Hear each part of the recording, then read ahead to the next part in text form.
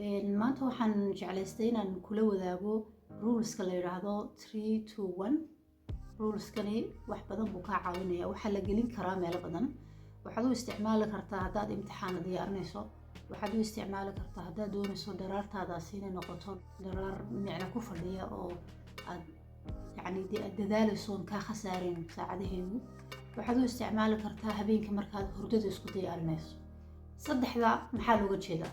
subaxda markay tahay, subaxda waxaa looga jeedaa saddexdaasi inaad ku qabsato saddex arrimood oo muhiim ah oonad ka maarmi karayn, oonad beri u dhigi karayn.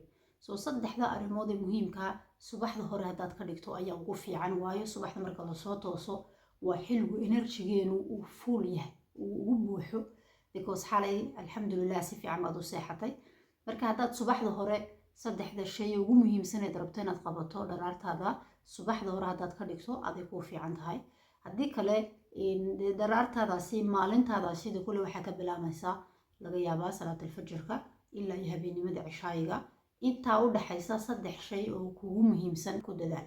so saddexdu waxa weeyaan saddex arrimood oo muhiima inaad qabato dharaartaadaasi markaad soo toosto. labada waxa weeyaan labada arrimood haddaad firaaqo leedahay dharaartaadaasi, labada arrimood aad is leedahay beri waad ka dhigan kartaa, laakiin aad ka fikirayso beri toole in waxyaalo kaloo muhiim aad qabsan karto.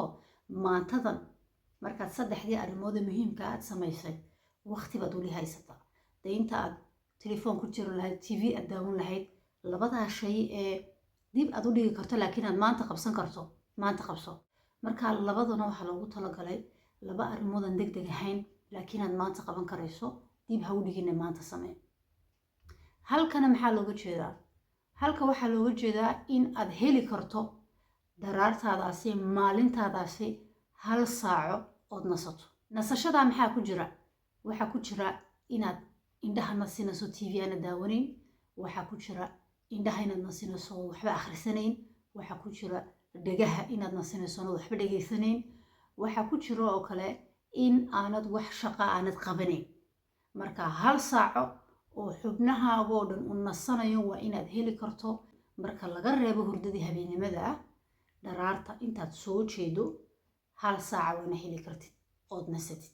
marka halkaas saaca ma la kala qaybin karaa. haddaad tahay qof aan firaaqa haysan oo maanta oo dhan shaqaynaya, of course saacadaha waad kala qaybin kartaa. 30 minit iyo 30 minit baa ka dhigan kartaa, amba 20 minit 20 minit intaas hadhow soo urursanayso saacad noqonaysa. waa haddii aanad haysan firaaqo aad hal saaco isdabayaala aad ku nasato. laakiin haddaad haysato ood heli karto hal saacood nasan karto, ka faa'iidayso. aan kugu soo celiyo, saddexdu waxa weeyaan waa inaad qabato saddex arrimood oo aanad dib loo dhigi karin. saddexdaada arrimood ee saaka markaad soo toosto kugu muhiimsan qabo. saddex arrimood oo muhiima.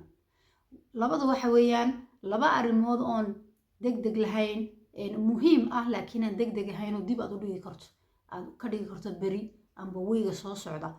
waxaad ogaataa waxyaalaha la riixayo weligeed lama sameeyo.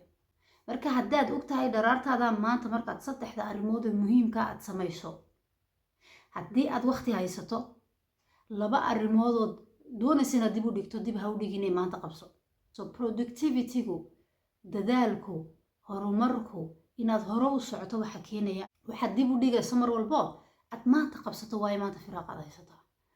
wankana waxaa looga jeedaa in aad maalin walba, dharaar walba, from 5 morning markaad kacdid to habeennimada cishaayiga, intaasoo saacad waa mise saacad waa 12 saacadood waa 16 saacadood, at least 1 hour aad nasato inaad haysato.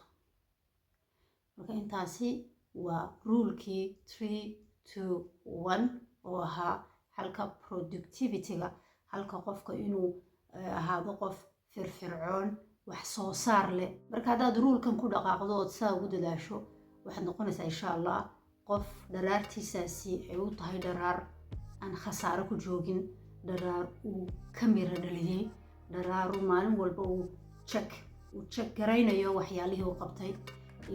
ruulka haddaad run ahaantay ku socoto, aniga aad buu i caawiyey.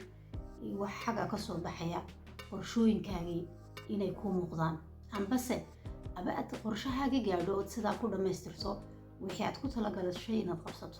marka ruulkani aad buu fiican yahay ka faa'iideyso saddexda shay saaka markaad saa u soo toostay insha allah saddexda shay ugu muhiimsan qabso marka saddexda shay ugu muhiimsan aad sidaa u dhamayso laba shay oo kalena ku dar ood isleedahay degdeg maaha laakiin aad qabsan karayso because firaaqa haysataa because ma rabtid inaad saacadaha u kaa khasaaro kadibna halkuna waxa weeyaan inaad heli karto dharaartaadaasi naflay baa tahay inaad iska nasan karto 1 hour waxaad ogaataa tv-ga hortiisa okay waa divertissement waad ku yar hor nafisi kartaa laakiin maskaxdaadu ma nasanayo marka hal saaca waa inaad heli karto oo aad ku nasanayso adigoon waxba gacanta ku hayn shaqo ma haysid tv ma arkaysid telefoon ma arkaysid indhaha dhegaha qalbiga jirkaagu dhanasi si aad energy aad u hesho aad kaga bixi karto waxyaalaha kale ku sugaya 3 2 1 halka productivity-ga sidaasaa loo qabsadaa waxaan ku rajeynayaa guul